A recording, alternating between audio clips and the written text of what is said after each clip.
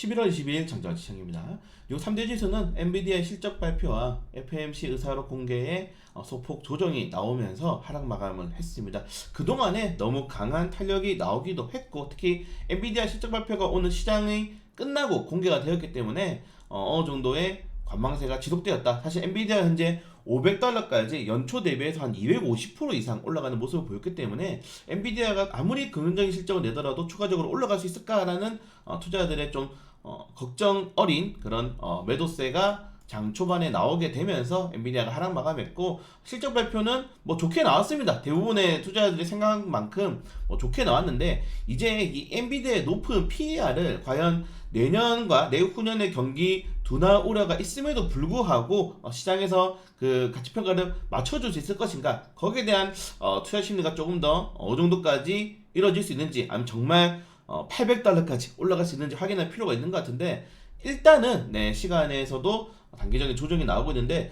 대부분의 빅테크 기업들이 실적 발표 이후에는 소폭 조정이 나옵니다. 그 이유가 중요하다. 그래서 실적 발표 당일은 중요하지 않고, 실적 발표 한 5거래일 안에 다시 한번 더 그 주가의 탄력성을 보시는 게 조금 더 맞지 않나 라고 생각됩니다. 워낙에 최근에 많이 올랐잖아요. 단기적인 조정이 나올 수밖에 없었고, 오늘 우리가 좀 지켜봐야 될 거는 골드만삭스의 이 국내 코스피에 대한 보고서입니다. 내년 말에 코스피가 무려 2,800포인트까지 올라갈 수 있다라고 전망을 하고 있고, 특히 한국은행의 금리는 3%대, 지금이랑 별반 차이가 없어요. 골드만삭스 같은 경우에는 연준이 내년에 금리 인하를 한다 하더라도 최대 1.5포인트 정도 금리 인하를 하고, 그리고 4%대 금리를 장기화할 것이다 라고 전망하고 있기 때문에 한국은행도 거기에 맞춰서 한두 차례 금리 인하만 예상을 하고 있습니다. 3%의 금리에도 2,800포인트까지 주가가 올라간다는 것은 역시나 좀 뭔가 긍정적인 재료가 있어야 될 거고, 저는 그것은 이제 반도체, 인공지능에 대한 수요로 보고 있는데, 왜냐면은 현재 골드만삭스를 포함한 모든 증권사와 대부분의 이런 완성차 업체에서 계속적으로 2000전지 종목 부진하다, 2000전지 시장, 전기차 시장이 부진할 수밖에 없다라고 이야기를 하고 있고, 골드만삭스는 전기차 배터리 가격이 2030년까지 연평균 10%씩 하락할 거다. 2030년까지 연평균 70, 그냥 지금 단순 계산하면은 70% 떨어진다는 거예요. 연평균 70% 하락하게 되면서, 전망은 결국 2030년 뒤에는 전기차 가격이 싸지게 되면서 그때가 수요와 공급이 맞춰질 것이다라고 진짜 이야기를 하고 있습니다. 근데 이거를 우리가 웃어넘길 수가 없는 게, 최근에 테슬라, GM, 포드, 우리나라 마찬가지죠. 우리나라 현대차, 기아차 빼고는 정말 대부분의 완성차 업종들이 전기차 수요가 둔화될 가능성이 매우 높다라고 지금 보고 있습니다. 그렇기 때문에 오늘 이제 GM이었나요?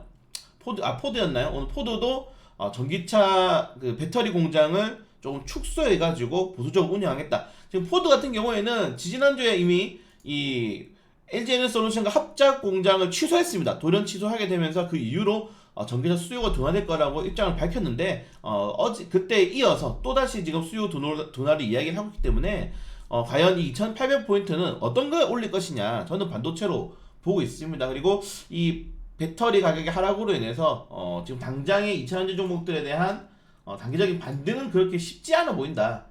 사실 쉽지 않죠. 지금 2차전지 종목들이 대부분 종목들이 고점 대비가 한 60% 정도의 하락이 나왔는데, 일단 그 하락을 메꿀 수 있을 만한 뚜렷한 모멘텀과 재료도 현재 나와있지 않은 상황에서 최근에 에코프로 머티가 올라가는 거 보면은 또 투심 아직까지 살아있는데, 그래서 리튬 가격에 대한 좀 우리가 관심도가 강하게 필요하지 않나. 제가 지금 리튬 가격 검색하고 있는데 또 떨어지고 있네요. 리튬 가격이 문제다. 이 리튬 가격이 계속적으로 하락이 나오기 때문에 쉽지 않다. 다만 우리가 흔히 말해서 이제 쌍바닥, 여기서 만약에 이탈하게 되면은 돌이킬 수 없는 하락폭까지 올 수 있기 때문에 그런 것들을 조금 조심해야 될 필요가 있을 것 같다. 이 정도까지 말씀드리고 싶고요. 공매도가 금지가 되었지만 현재 외국인 투자자들은 삼성전자를 쓸어담고 있습니다. 사실 공매도 금지 전에도 2023년도 상반기에 외국인 투자자들이 14조 원의 순매수가 들어올 때 그 중에 12조 원은 삼성전자였다.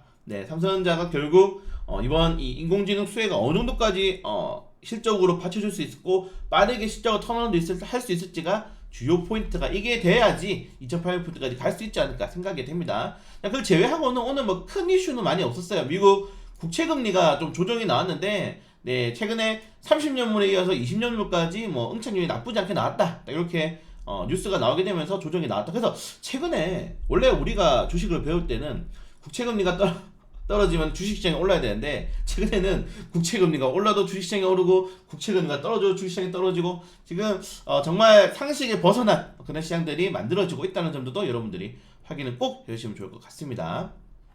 네, 그렇고 이 정도 내용이 있고 네, 아까 위에서 말씀드린 포드가 맞네요. 네, 포드가 배터리 공장 계획을 축소했고 자 그걸 제외하고는 GM도 지금 비용 절감을 위해서 4년 만에 슈퍼볼 광고를 포기하면서 그 전기차 업종들 완성차 업종들이 현재 좀 긴축에 돌입을 하고 있다는 상황까지만 확인하시면 될 것 같습니다.